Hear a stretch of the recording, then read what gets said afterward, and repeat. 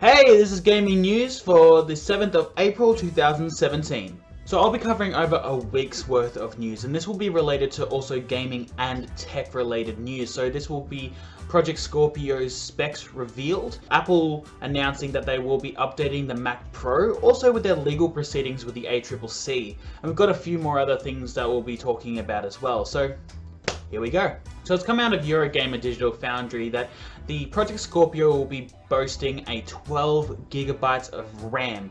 Now this will be related with GDDR5, and along with that it'll also come with a 2.3 gigahertz processor, which is way higher than the 1.75 gigahertz that has been available currently with the Xbox One and One S. PlayStation 4 Pro does come with 8 gigabytes of GDDR5 and a 2.1 gigahertz 8-core Jaguar processor. Now, this is a lot of just nerdy talk, but mostly this means that there's going to be 4K Ultra HD Blu-ray coming out of the Project Scorpio.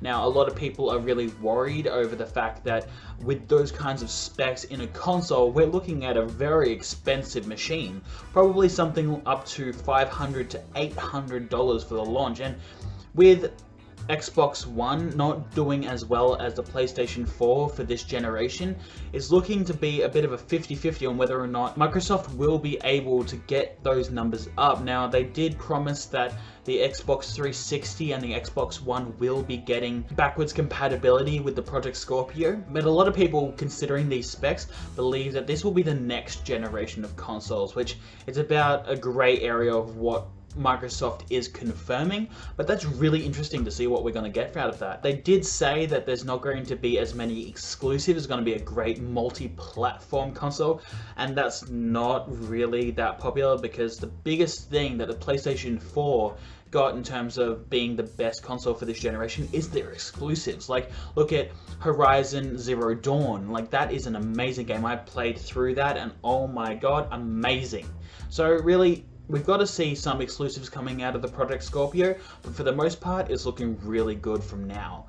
So Apple's announced a new Mac Pro, and most likely from the reports that it won't be coming until 2018, and it hasn't been updated since 2013, so it's a pretty huge change. And with the announcement, they're saying that it's going to be having a modular design, so it's going to be pretty easy to upgrade, and along with that, it's going to come with 2 graphics cards. Now, what will be coming with the Mac Pro is there will be an external display and it won't be touchscreen.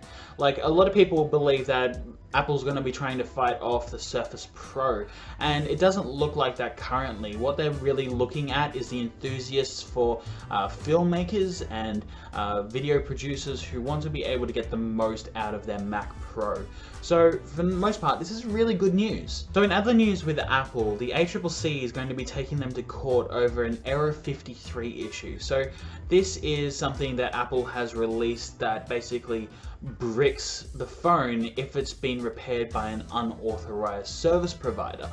Now, when it comes down to that, that seems very uncompetitive, and that's what the ACCC is there for. So the ACCC is taking Apple to court because of the fact that when Error 53 pops up, Apple will no longer service the product. I'll be glossing over this a little bit, but Blizzard has won a court case against botmakers who have been selling their products for profit to be able to cheat in Blizzard's games. Now, this is related to World of Warcraft, Overwatch, and Hearthstone, so this is really good news for Blizzard. With the $8.5 million coming out of the bot makers, hopefully this will shut them down, because it's not really worth it to cheat. It's a game, it's supposed to be fun, and cheating isn't fun.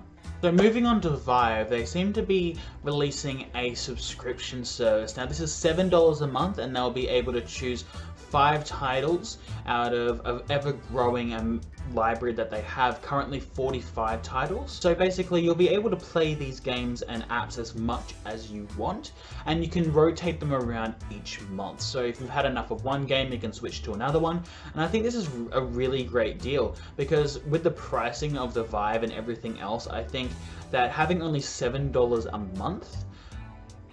So we'll move on to some announcements of games. Now, on March 31st, Hacknet Labyrinths was released, and if you're a really big fan of that hacking style, kind of pseudo feeling like you're actually hacking into something, you'll really love this, and it's just been released on Steam, so definitely get onto that.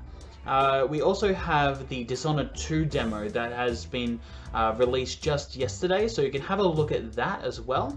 And also, if you're into Dawn of War 3 will be having an open beta on April 22nd. So if you want to have a look into that, I'll provide with the links down below, and you can have a look on how to sign up to that. Thanks so much for watching. If you have any other questions or discussion, you can go to the comments down below.